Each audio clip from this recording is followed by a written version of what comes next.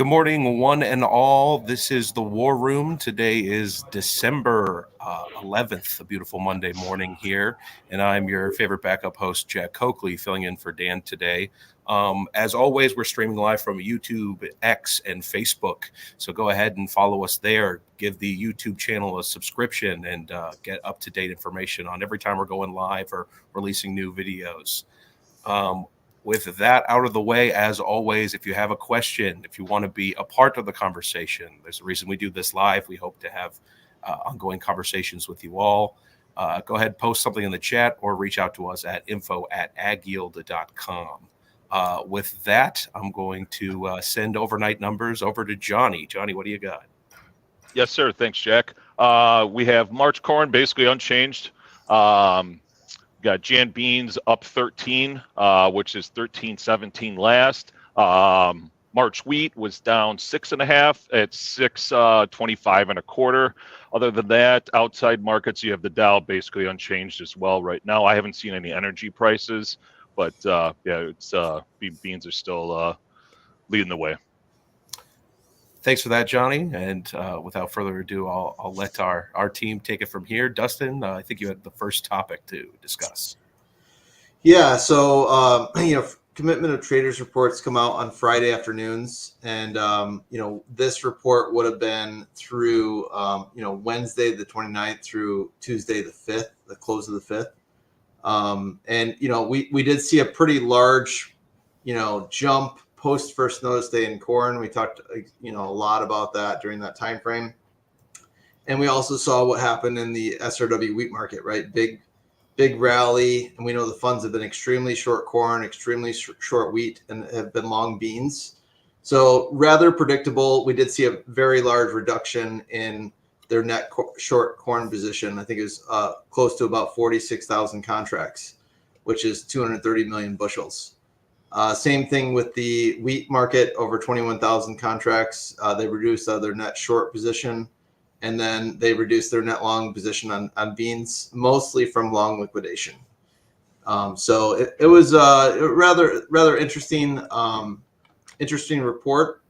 I think that we're from the SRW contract especially, we're going to see further liquidation potentially when we get to the next report, because this is only through Tuesday. So we'll just have to continue to watch that and see what comes out when we get to Friday this week. Excellent. Thanks, Dustin, for that. Any additional thoughts there? Yeah, I was just going to add that commitment of traders, at least in the livestock sector, mainly the cattle, I think everybody wants to know how the funds are positioned, at least as of last Tuesday. They're holding a very small net long position right now. Typically, as we've seen on some of the biggest breaks in the market, especially going back to 2015, their net length, at least as it was reported, was only about 3,000 contracts. It was probably the smallest they'd gone. So not to try to outguess what the funds are really going to do here, but it does kind of feel like we're getting to that point, what's going to give us the next push. It's kind of unnatural for the managed money and the speculative money to stay on the short side of live cattle unless there's a really good reason to do it.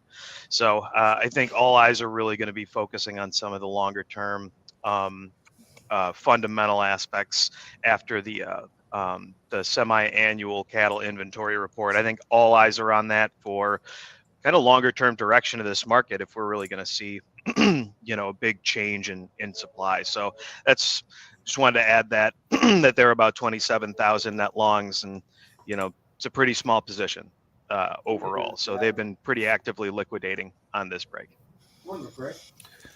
Thanks for that, Ryland. Yeah, and Jack, I was going to say, in addition to that, we talked a lot last week about first notice day rally. Wheat broke into business, corn broke into business. So we've seen a nice little rally. They've covered a lot of contracts, so it kind of makes sense with what we've seen. I think this will be an important week, this next week or two, to see if we can hold these gains, in my opinion. See if we those first notice day lows can hold. A failed first notice day rally is usually not a good sign. So if we were to drift back lower this week and start making new lows, that's usually a pretty bearish ongoing theme. So hopefully we can kind of sustain some of these gains and build a build some kind of a bottom here going into, New Year's Eve. Thanks for that, Justin. Some of the kind of social media chatter we heard this morning and we kind of discussed before the show was this Argentinian president kind of bringing the axe down on his government. Any thoughts on that? I'll open that up to the team here.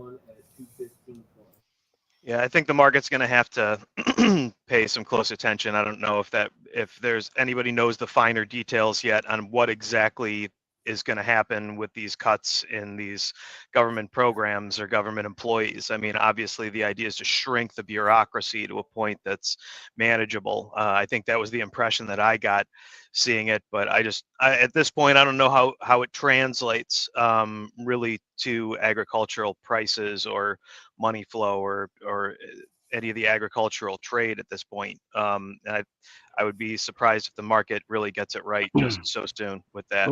Well, the thought is it's bearish, right? Some kind of stabilization in Argentina, stabilization of their currency is going to just help the flow of agriculture out of that country. And we've talked about this in the past, right? We talked about this, I don't know, a few weeks ago on how slowly sometimes, I guess in our opinion, that doesn't seem for things to change so quickly overnight.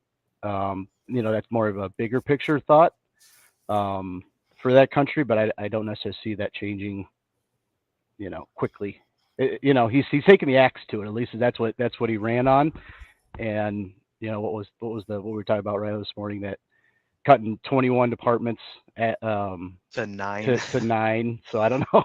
Yeah. I don't know if that causes more problems in the short term than not. But yeah. Well, I hope for Argentina's sake it works, right? They've the previous administrations have kind of run that country into the ground. It's basically uninvestable right now as of any kind of foreign money or the kind of the kind of money like Chinese have pumped into Brazil to build up their infrastructure, make them an agricultural powerhouse.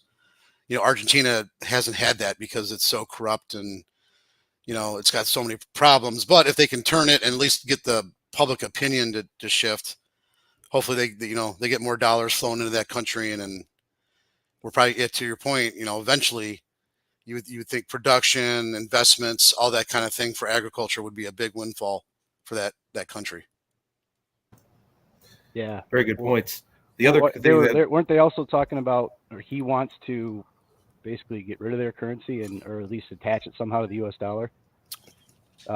Which would be a big deal, right? To get the money flowing into that country and investment in that country, if they can tie themselves to the U.S. dollar, I think that would, Yeah, for sure. Right. So. Yeah. And as a reminder, like a lot of the, like the promises that Macri had, what was that back in 2016, when he was also kind of seen as a pro-business, electee for president after De Kirchner left. And, he only had 4 years to turn it around, and he couldn't in that time frame. But the thought was, the minute you can get growers, especially down there, to stop worrying so much about inflation, right? They're basically holding on to their grain to the last possible minute to sell it to buy their inputs for the next year. Yeah, that was their currency, right? Basically, right. Their grain.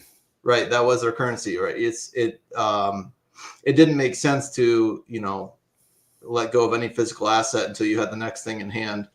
So how they might change in marketing if they had to actually deal in dollars, right? Where they're not having to worry about that fall apart in the, maybe it's more of a 3 or 6 month window that they're selling their grain before they're planting the next crop. So it'd be pretty interesting to see how that changes if they adopt a dollar-based currency. Yep. Thanks, Dustin. Any more topics off top of mind? I know we talked a little bit about Chinese total corn production for 23 this morning, but anything else that came to mind for you guys today? Well, I mean, it seems like beans being a little stronger overnight was related to South American weather. I think the rains over the weekend were a little lighter than expected. Some of the forecasts for the northern area of Brazil seems to be dry for the next 10 days, 7 to 10 days. And then as you go south, a lot better situation, all the way through Argentina looks good. So Yeah, I think it got people excited overnight. Kind of back to Justin's point, right? Like beans aren't acting really well, in the face of some dryness. And Justin, you can comment on this a little bit, right? But we're looking at just a large area with increased acres, and so you need a big problem for us to sustain these prices or move higher. Yeah, I think so. I mean, you look at a chart.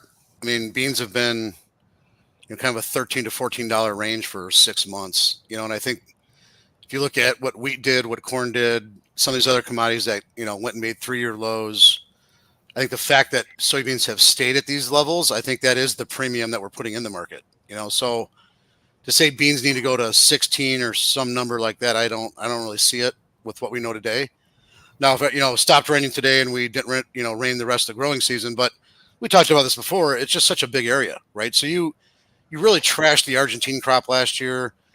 It's such a big area when you look compare it to the U.S. even, that you're always going to have some bad spots. So for the entire soybean complex to move sharply higher when you're already $13, $14, I mean, unless you guys disagree, I just don't see the need for it right now. So I kind of think we're fairly priced. I think that's the frustrations you're having for both bulls and bears here, is that you really can't afford to break too much right now until we prove that we can get more rains and get into a normal December, January pattern. But at the same time, it really doesn't have to rally that much either, because there's so many acres being grown there. Argentina's looking good. So where you're losing bushels, you're also picking up bushels somewhere else in that continent. So it's a tough one. I agree. And then, even private analysts already have updated their planting progress in Brazil. Even though the rains haven't been ideal, I mean, they're 91% planted, 4% behind last year. So that's quite an uptick from last time they came out with the estimates here. So even if they're not getting the rains that they want, they're still getting able to get into the field with the rains they have received. Yeah, it's, been doing this quite a while now, and I can't remember a year we didn't plant. Right. I mean, maybe 2019 with prevent planting here in the U.S., but typically you try to plant your crop, right? So they're going to plant it. There might be some shifting to different crops or things like that, but it'll get planted, and then it's really the next 45 days of weather that matters now. Like we're just getting into, it's like getting into going into 4th of July weekend here. We're starting to get where it really matters. So it can be good or bad, obviously, from that point, but I think that's what the market's kind of waiting on. It's now we're starting to get into the critical window as you look forward to the end of this month, and so. Yeah, it feels like to me the path of least resistance is lower in beans. How it's acting, so you're going to need something to change. The missing a little rains here and there, I don't think does it.